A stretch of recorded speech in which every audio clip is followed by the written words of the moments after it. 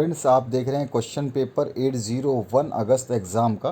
तो इसका जो सॉल्यूशन है इस वीडियो में हम डिस्कस करने वाले हैं। साथ ही साथ मैं आपको एक चीज़ मैं बताना चाहूँगा कि जो आप क्वेश्चन पेपर देख रहे हैं इनके सॉल्यूशंस कंप्लीट नहीं बना पाया क्योंकि मैं आउट ऑफ स्टेशन हूँ। तो इस चक्कर में आपका ये जो मेरे पास बुक नहीं है अवेलेबल, और मैंने आपकी जो डीएलडी की बुक के अलावा मैंने इसमें हेल्प जो लिया है वो NIOS डीएलडी की बुक लिया है और उसके हेल्प से इसके सॉल्यूशंस को बनाया है। तो चलिए स्टार्ट करते हैं। इसके सॉल्यूशंस देखना, आपका जो पेपर है इसके सारे क्वेश्चंस के आंसर देखते हैं जो जो हमने बनाए हैं।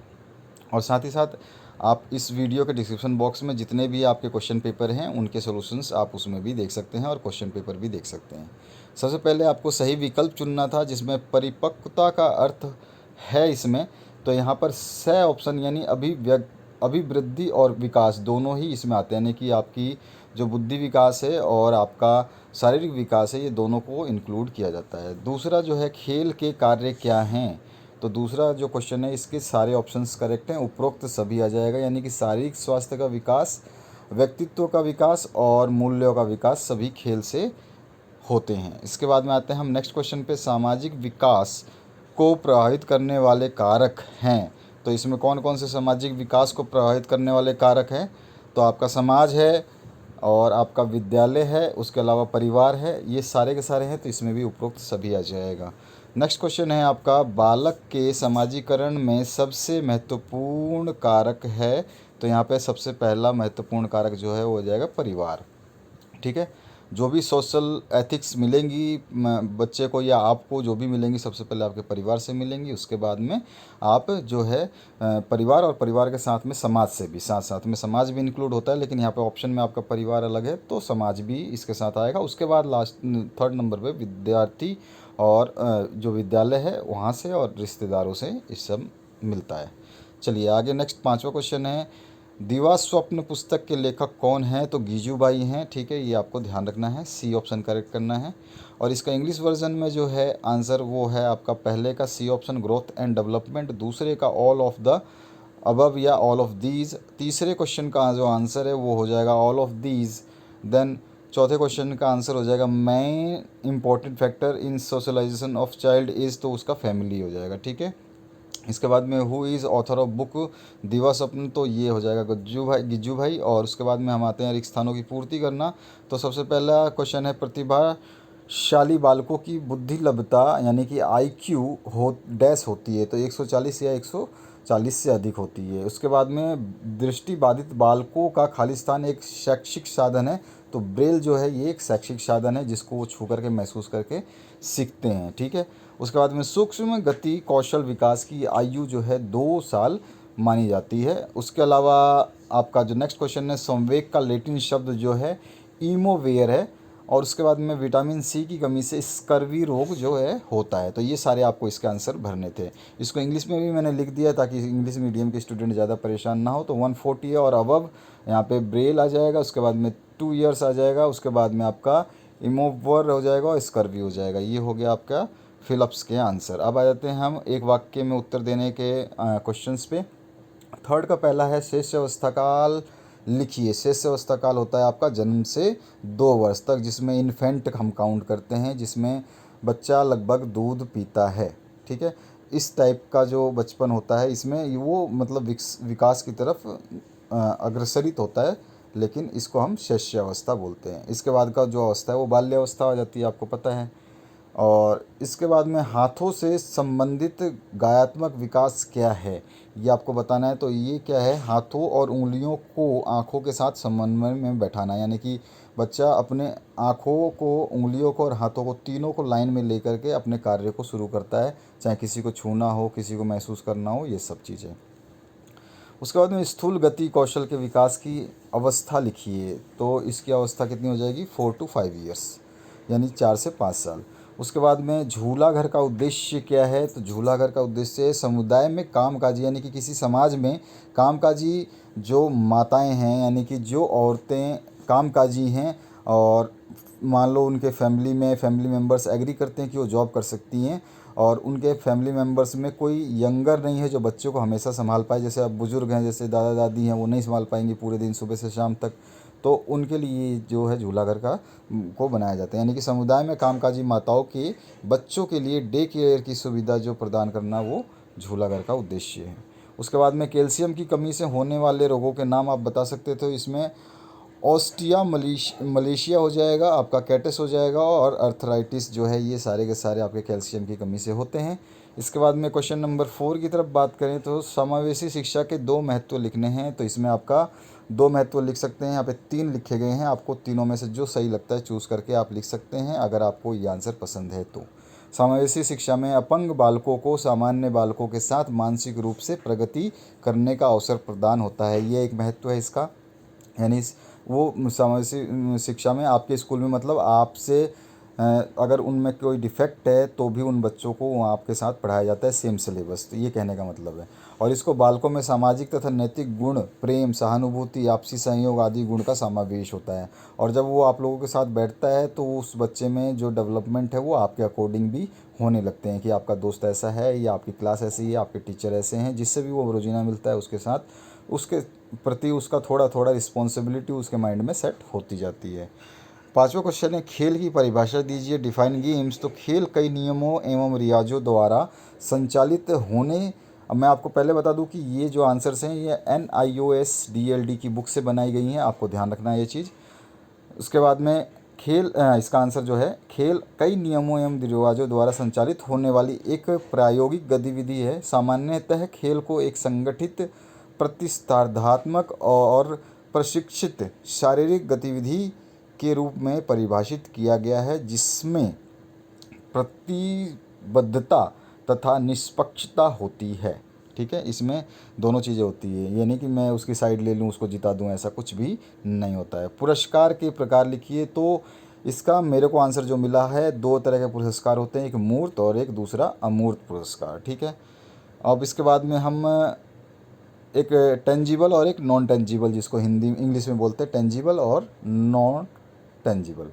तो दूसरा जो क्वेश्चन है, आप नेक्स्ट क्वेश्चन है, इसमें है संवेग का अर्थ बताइए। तो give the meaning of emotion.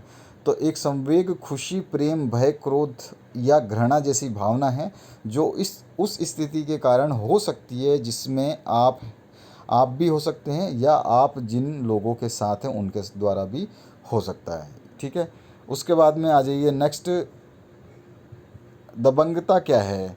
तो दबंगता जो है इसमें है स्वयं से कमज़ोर व्यक्ति को डराने धमकाने की क्रिया, या छेड़ना, धमकी देना, गाली देना, आक्रामक रूप से हावी होना या डराना, ये सभी चीज़ें दबंगता में आती हैं। उसके बाद में नेक्स्ट क्वेश्चन देखते हैं। नेक्स्ट क्वेश्चन है, बाल श्रम का अर्थ आपको बताना है। तो इसमें होता है, साधारण शब्दों में समझाया जाए तो जो बच्चे 14 वर्ष से कम आयु के होते हैं उनसे उनका बचपन, खेल कूद, शिक्षा का अधिकार छीनकर उन्हें काम में लगाकर शारीरिक, मानसिक और सामाजिक रूप से प्रताड़ित कर कम रुपयों में काम करा करके शोषण करके उन बच्चों के बचपन को श्रमिक के रूप में बदल देना बाल श्रम कहलाता है। तो इस तरह की ये डेफिनेशन आपकी है।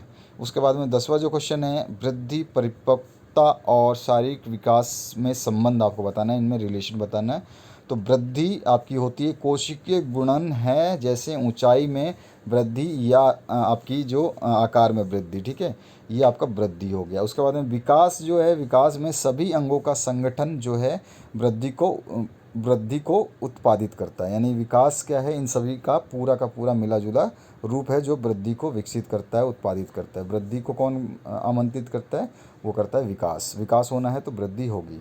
उसके बाद में इसी के साथ ऐड कर दिया है, और परिपक्वता उन दोनों, यहाँ दिनों लिखा है यहाँ पे, दोनों के परिणाम पर निर्भर करती है या नहीं भी करती। यानी कि आप वृद्धि और आपका जो विकास है, अगर दोनों चीज़ हो रही है तो आपके अंदर परिपक्वता यानी कि जो मैच्योरिटी है वो आएगी ही आएगी, ऐसा ज़रूरी नहीं है। और ये मनुष्य को स्वयं निर्णय के लिए तैयार करती है। जो परिपक्वता है वो क्या करती है, निर्णय आपको एक पावर देती है, आपको एक सक्षम बनाती है कि आप कोई भी चीज़ सही से सोच सकें कि हाँ ये चीज़ मैं करूँगा तो ये गलत नहीं होगा।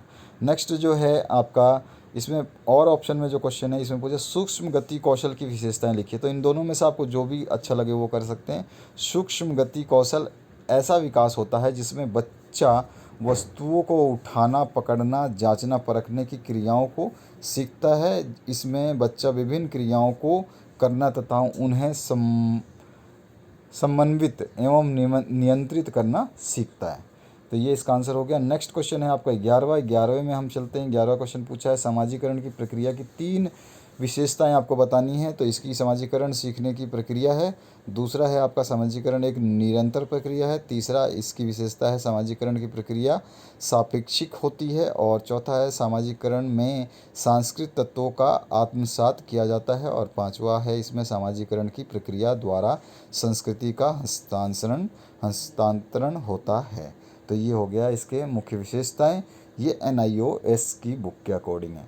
और मीड का समाजीकरण सिद्धांत क्या है ये बताना है। तो मीड का समाजीकरण सिद्धांत अमेरिकन विचारक जो जॉर्ज हर्बर्ट मीड एक दार्शनिक एवं समाज मनोवैज्ञानिक थे। उन्होंने समाजीकरण संबंधी अपने विचार माइंड, सेल्फ एंड सोसाइटी नामक अपनी कृति में प्रकट किया। एक दार्शनिक के रूप में वे यह जानना चाहते थे कि व्यक्ति और समाज में पहले कौन आया, यानी कि पहले व्यक्ति आया फिर समाज बना, या समाज पहले से था फिर व्यक्ति आए। और मूल रूप से जो कूले थे, कूले दूसरे इन्हीं की तरह दार्शनिक थे जो भी है। और मिड के विचारों में कुछ समानता है, किंतु आत्म के विकास में कूले व्यक्ति और समाज की पारस्परिक संबंधों पर अधिक बल देते हैं, यानी कि व्यक्ति और समाज को कूले मानते हैं। और जो मिड हैं ये क्या महत्व देते हैं, मिड देते हैं आपका आत्म की चेतना को सामाजिकरण का आधार माना है। यह आत्म की चेतना पूर्णतः सामाजिक है, क्योंकि इसका निर्माण सामाजिक अंत क्रिया के द्वारा होता है। ये उनका मानना है मिड का। उसके बाद जो 12वां क्वेश्चन है, इसमें आपका जो क्वेश्चन पेपर है उसमें ये क्वेश्चन है जो कि मैंने सॉल्व नहीं किए हैं। मैं जो स्टूडेंट्स इस क्वेश्चन पेपर को देख रहे हैं उनके लिए क्वेश्चन बता देता हूँ। नैतिक मूल्यों के विकास में अभिभावकों का योगदान लिखिए। और मैं आपके बालक के समाजीकरण में खेलों की भूमिका आपको बतानी है। इसका आंसर थोड़ा बड़ा है, मैं लिखना चाहता था, फिर मैंने कहा कि आपका ज़्यादा समय वेस्ट ना करके फटाफट पहले आपको सोल्यूशन दे दूँ, क्योंकि आपका पास समय कम है। आपको सबमिट 2-2 दिन में, एक दिन में गैप में करना है, तो इसलिए मैं ये आपको दे रहा हूँ। नेक्स्ट जो है 13, बचपन की अवधारणा को स्पष्ट कीजिए। और ऑप्शन में आया है वैश्वीकरण के लाभ लिखिए। वैश्वीकरण के भी लाभ आप लिख सकते हैं। इससे टैक्स में छूट मिलती है, गरीबी दूर होती है, GDP बढ़ती है, और भी बहुत सारी चीज़ें हैं। यातायात जो है वो आपका जो है बहुत प्रबल होता है, रोज़गार को बढ़ावा मिलता है, बहुत सारी चीज़ें इसमें आप लिख सकते हैं। 14वां क्वेश्चन है विकासात्मक सिद्धांतों की शैक्षिक उपयोगिता बताइए। और पार्ट में आया है बालक के विकास पर सांस्कृतिक पृष्ठभूमि के प्रभाव को आपको डालना है। 15वां क्वेश्चन है गायत्मक विकास संबंधी शैक्षिक कार्यक्रमों के उद्देश्य लिखिए। उसके अलावा नेक्स्ट क्वेश्चन है 6 से 8 वर्ष आयु वर्ग के बालकों के लिए शैक्षिक कार्यक्रम कैसे होंगे वो आपको बताने हैं। भाषा विकास के प्रभावी कारकों को आपको वर्णन करना है 16वें क्वेश्चन में। और अगर ये नहीं करना चाहते वाणी दोष के कारण आपको लिख देना है कि वाणी दोष क्यों होता है। 17वां क्वेश्चन जो है बाल श्रमिक बनने से रोकने के लिए आपको उपाय बताने हैं। जैसे बाल श्रमिक बनते हैं तो ये क्यों बनते हैं, उसको रोका जा सकता है, और उसको रोका जा सकता है तो वो कौन कौन से उपाय हैं जिसके द्वारा रोका जा सकता है। उसके बाद में इसमें आपका रोकने के लिए उच्च शिक्षा या अच्छी शिक्षा, ये सब चीज़ें तो आएंगी। उनके रहन सहन का अच्छा इंतज़ाम और गरीबी से बचाना है उनको, ये सब चीज़ें तो डालनी पड़ेगी, तभी जाके वो जो है इस श्रमिक नहीं बनेंगे। उनकी ट्रैफिकिंग रोकनी पड़ेगी। अथवा में है बाल अधिकारों के हनन को रोकने के लिए गठित समितियों की विवेचना आपको करनी है। नहीं, कौन कौन से जो है आपके समितियाँ गठित हुई हैं बाल अधिकारों के हनन को रोकने के लिए, यानी कि उसके बाल अधिकार जो भी आपके एक बच्चे के अधिकार होते हैं उसको उसके हनन को, यानी कि उसके साथ में जो भी ये अधिकार हैं उसके मतलब उसको रोकने के लिए जो समितियां बनाई गई हैं भारत सरकार द्वारा, उनकी विवेचना आपको करनी है। आगे चलते हैं 17वें क्वेश्चन में।